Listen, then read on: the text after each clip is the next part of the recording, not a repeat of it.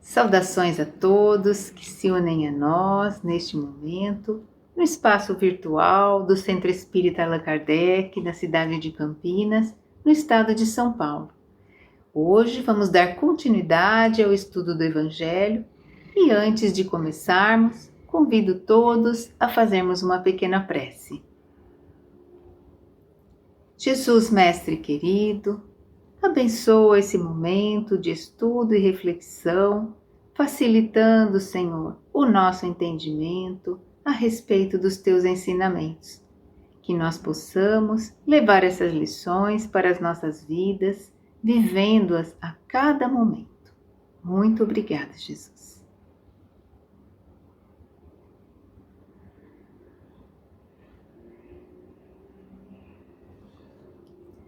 Hoje nós estamos dando continuidade ao estudo do capítulo 7, Bem-aventurados os pobres de espírito, que iniciou na semana passada.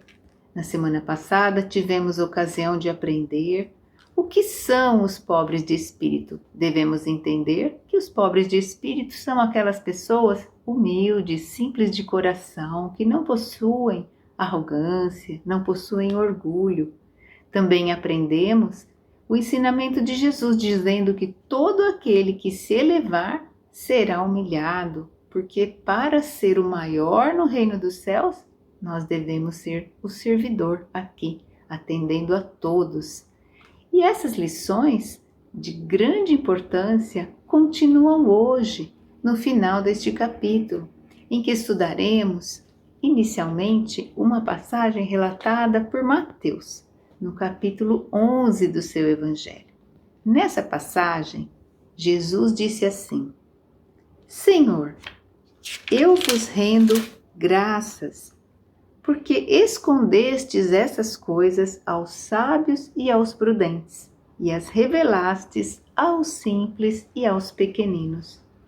E parece estranho quando Jesus fala isso, porque se falamos de mistérios, de coisas a serem reveladas, talvez pudéssemos ter a impressão de que elas devessem ser reveladas para aqueles cheios de ciência, cheios de conhecimento, que eram aqueles sábios e prudentes. Era como eram chamadas essas pessoas nos tempos de Jesus. Entretanto, nós observamos que quando as pessoas têm muito conhecimento, elas acabam, com bastante frequência, tendo também muito orgulho daquilo que elas sabem.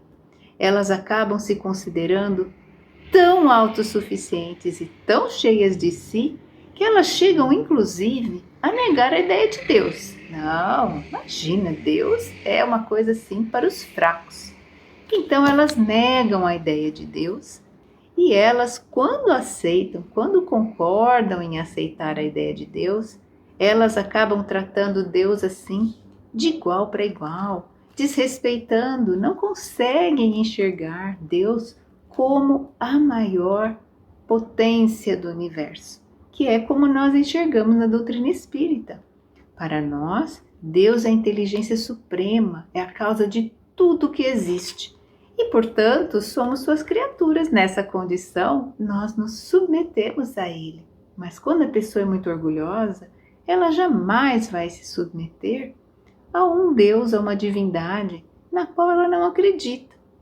Essas pessoas, muitas vezes, ficam nos dizendo que Deus deveria convencê-las, é até engraçado.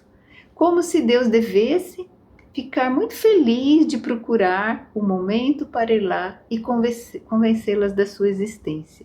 E não pode ser qualquer momento, não. Tem que ser aquele momento que é mais conveniente para elas. Mas imagine se nós fôssemos o dono de uma grande empresa e o menor dos nossos servidores quisesse nos ditar regras e ordens de conduta. Nós iríamos achar que não tinha cabimento. E assim podemos enxergar essa pessoa orgulhosa quando acha que Deus teria que curvar-se às suas conveniências e à sua vontade. Não tem cabimento. Mas será que Deus não poderia fazer algum tipo de demonstração tão patente que essas pessoas se convenceriam imediatamente? Certamente, se Deus é todo-poderoso, certamente que ele poderia fazer isso. Mas qual seria o mérito dele fazer isso? E qual seria o objetivo? Nós vemos diariamente pessoas que não acreditam em alguma coisa e nada nós podemos fazer para convencê-las. Muitas vezes, mesmo diante das maiores evidências, elas dizem assim: mesmo se eu visse, eu não acreditaria, porque eu sei que não é verdade. Bem, se a pessoa já diz que não é verdade e já está com a ideia formada a aquele respeito, não há nada que nós possamos fazer. Então, é o tempo que vai poder fazer com que ela acabe mudando a sua ideia, porque Deus tem os seus métodos para fazer com que a incredulidade seja vencida de acordo com a pessoa. Não tem problema. Deus não tem pressa, Deus não é uma pessoa. Deus é a suprema ordem e amor no universo. Então, a pessoa que não acredita nisso é porque não quer. Porque se nós olharmos ao nosso redor, nós vamos ver em todos os lugares e situações a obra de Deus. Porque tudo aquilo que não foi o homem que criou, foi Deus que criou. E mesmo as obras criadas pelo homem, são obras criadas a partir do que Deus criou inicialmente. Conta-se que uma vez o homem desafiou Deus falando assim: eu também sei criar. E aí Deus teria dito a ele: pois vamos então a esse desafio. E dado o sinal inicial para aquela competição, o homem tomou de um monte de barro e começou a fazer alguma coisa. Então Deus disse assim para ele: mas assim não vale. Você precisa criar a sua própria matéria. Então Deus criou tudo e não acredita nele aquele que não quer acreditar. Mas não há problema. No seu tempo, ele vai reconhecer a mão de Deus numa situação que lhe aconteça e nesse momento ele vai reconhecer a sua existência e virá até Deus, se aproximará dele e Deus o receberá como o filho pródigo que retorna depois de ter se equivocado um pouquinho no caminho.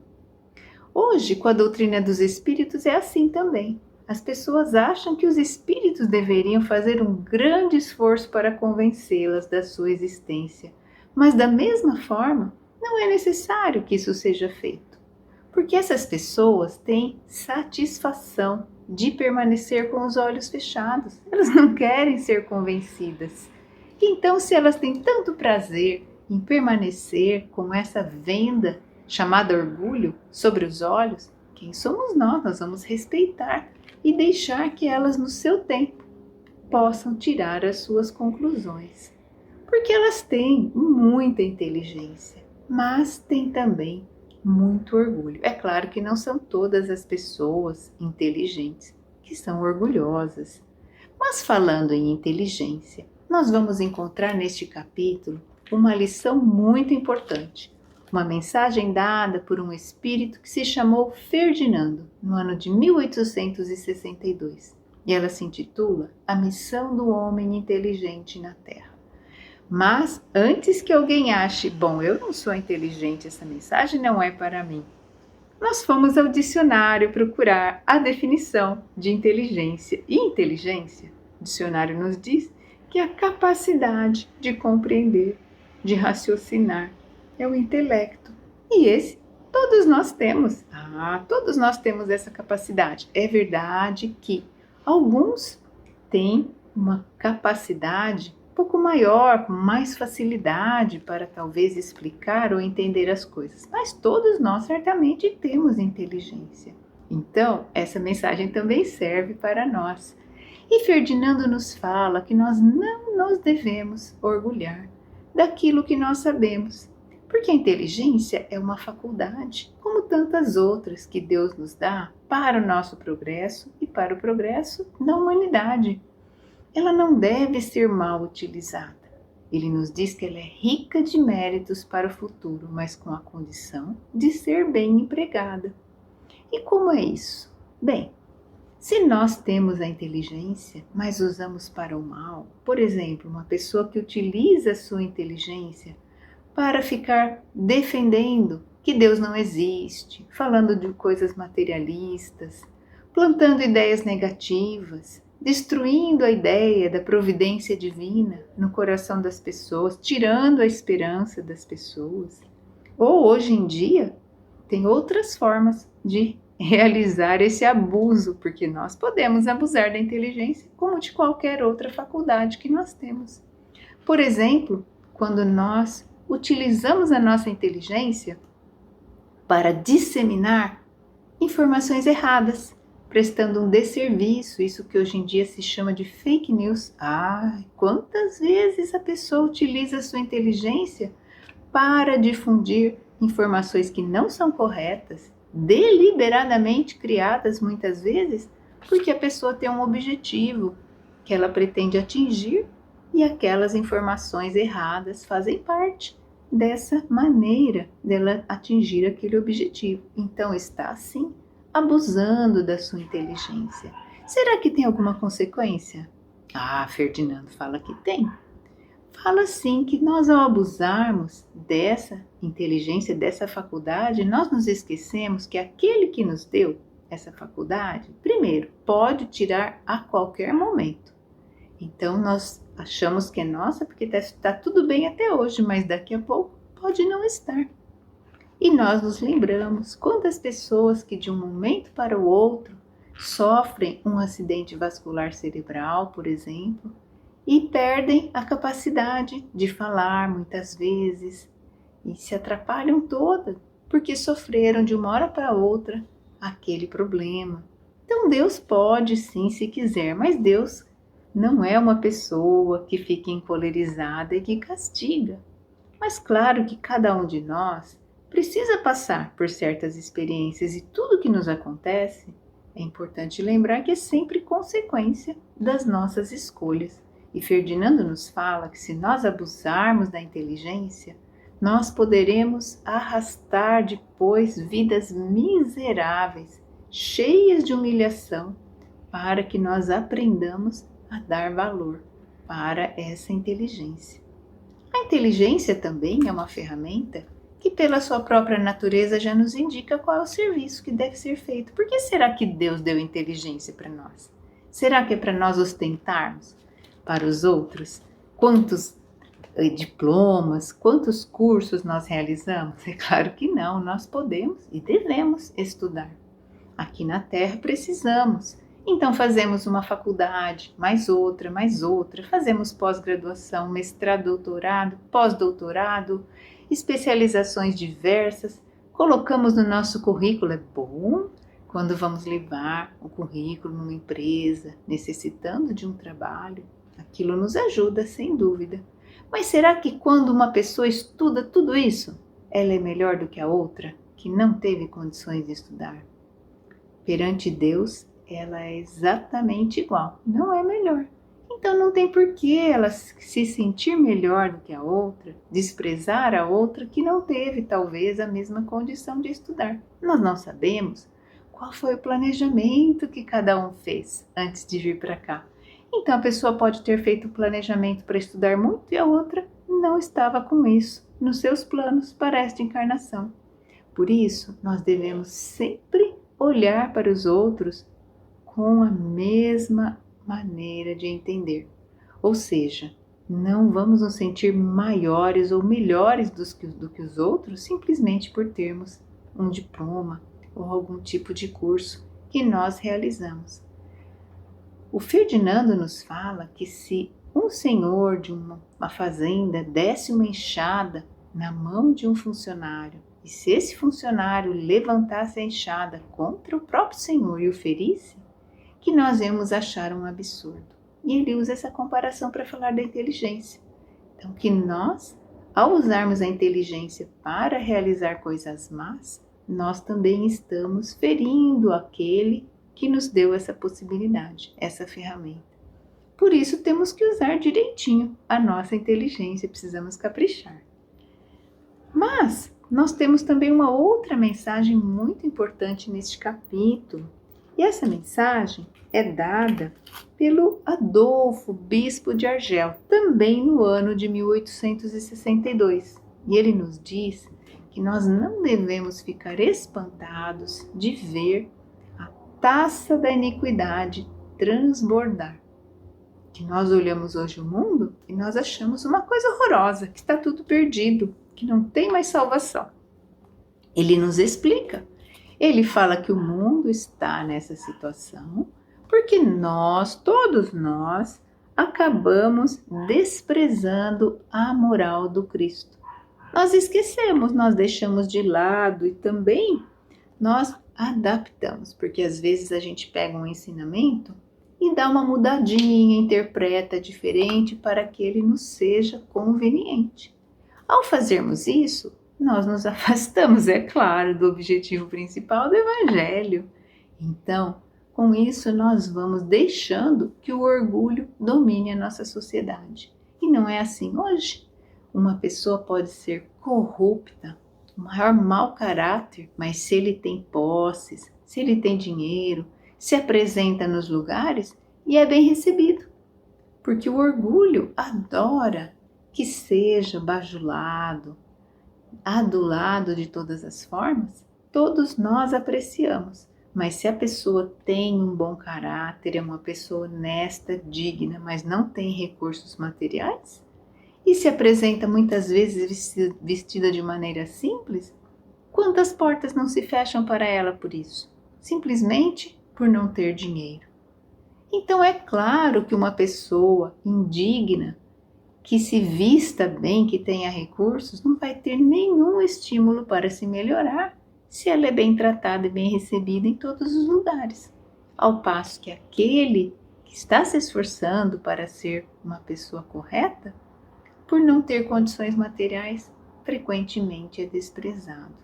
Então Adolfo lamenta por nós, dizendo: pobre raça humana que deixou que o orgulho tomasse conta.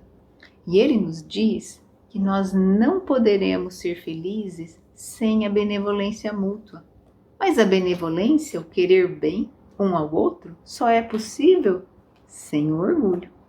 Mas o orgulho ainda faz parte das nossas vidas, então ele nos dá uma orientação, dizendo que para nós acabarmos com o orgulho, tem uma saída. É pautar todas as nossas ações pelos ensinamentos do Evangelho, e assim nós vamos conseguir batalhar e vencer o nosso orgulho. O nosso orgulho é que nem aquele cachorro bravo, que não vai deixar de existir já, porque nenhum de nós deve se iludir achando que nós vamos dormir orgulhosos e no dia seguinte vamos acordar humildes. É lógico que isso não acontecerá. Mas é como aquele cachorro bem bravo e agressivo, mas que precisa andar na coleira curta. E nós vamos andando com ele ali, não deixamos que ele avance, que ele fira ninguém. E numa situação que ele queira morder, no máximo a gente deixa ele dar uma rosnadinha, mas não precisamos morder. Então o orgulho nós vamos aos poucos trabalhando. E ele dá a dica, seguindo os ensinamentos do Evangelho. Que mais ele nos fala? Ele nos fala que Deus, na sua misericórdia, também mandou os Espíritos do Senhor, vindo para nos orientar a respeito da vida futura, nos dizendo como todas as coisas materiais, tudo aquilo porque eles lutaram, se empenharam, se mataram e tanto se dedicaram aqui na terra, tudo ficou aqui. Só levaram consigo as virtudes que tinham conquistado.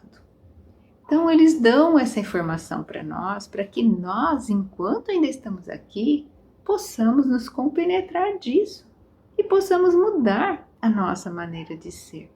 Porque se nós não trabalharmos dentro de nós para eliminar esse orgulho, nós nunca vamos ser felizes aqui na Terra. Porque a falta de humildade, inclusive, vai promover uma insegurança na sociedade. Então ele nos fala que é importante que nós trabalhemos a virtude da humildade e a da caridade. Porque sem humildade nós não conseguiremos realizar a caridade. A humildade é necessária para que eu consiga ver o outro como igual a mim, com as mesmas necessidades que eu tenho. E através da ponte da compaixão, eu consigo me colocar no lugar do outro, usando para isso a minha inteligência. E eu tenho uma maneira, busco uma maneira de ajudá-lo sem machucar, sem magoar, sem ferir. Vejam como a humildade, trabalhando junto com a inteligência, vai permitir que nós realizemos a caridade dessa forma. Então, esse Espírito Adolfo nos dá essa recomendação, dizendo que nós precisamos eliminar o orgulho das nossas vidas, porque o orgulho ainda é um grande entrave para todos nós.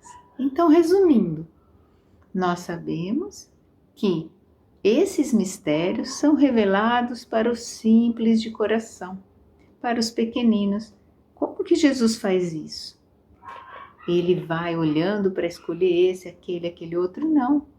A própria lei de Deus faz com que, ao nós sermos humildes, nós conseguimos entender os ensinamentos de Jesus, ao passo que aqueles que são orgulhosos não conseguem entender.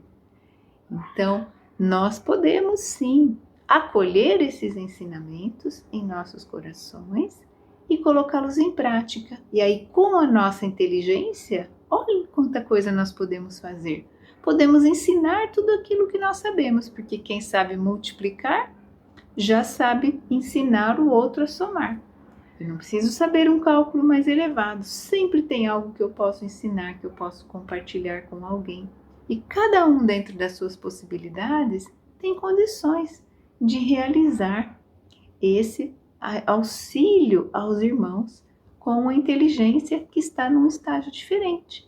Por isso que Deus nos deu inteligência, para que nós ajudássemos todos os nossos irmãos de caminhada.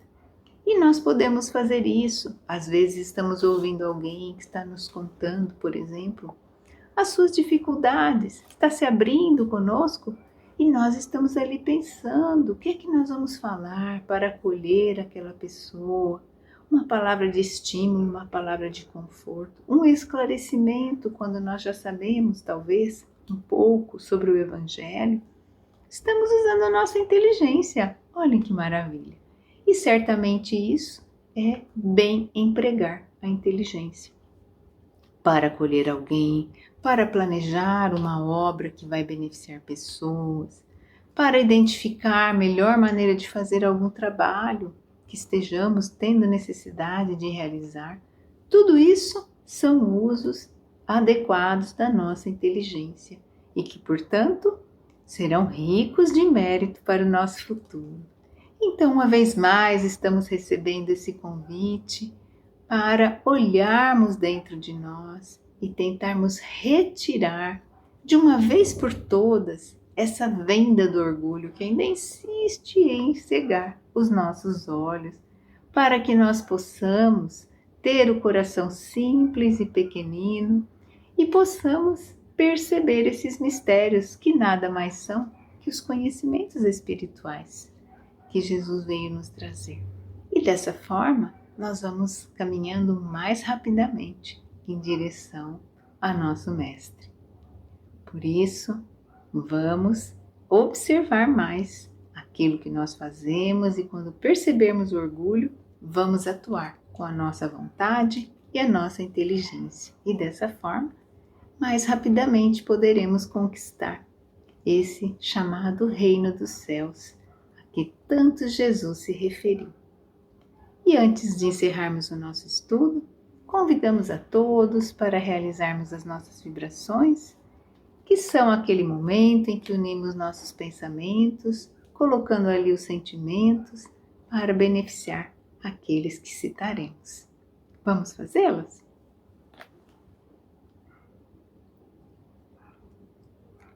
Vamos unir os nossos pensamentos e trazer sentimentos de carinho e de fraternidade.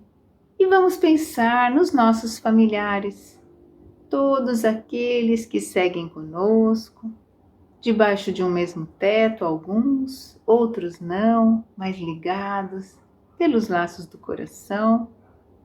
Vamos pensar uns nos outros, com um sentimento fraterno, com o sentimento de que as pessoas possam progredir espiritualmente e que possamos sempre nos respeitar mutuamente.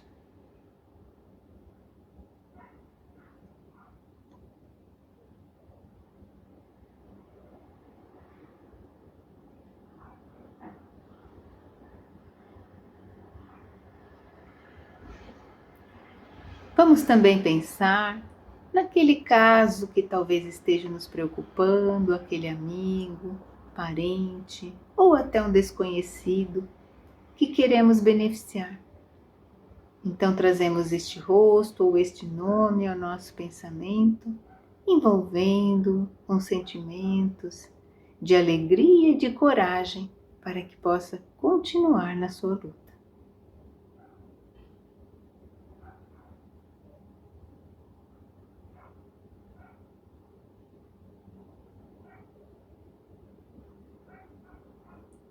E por fim vibramos uns pelos outros, mesmo não sabendo onde estamos no momento em que assistimos esse estudo, mas que todos nós possamos nos sentir amparados e fortalecidos por essas vibrações que nos envolvem em sentimentos de paz, de harmonia e de esperança.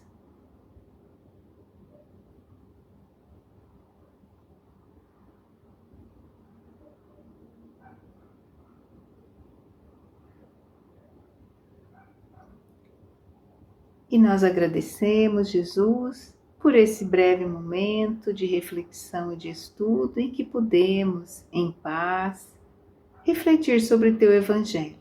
Que nós possamos permanecer, Senhor, sempre contigo. Muito obrigada.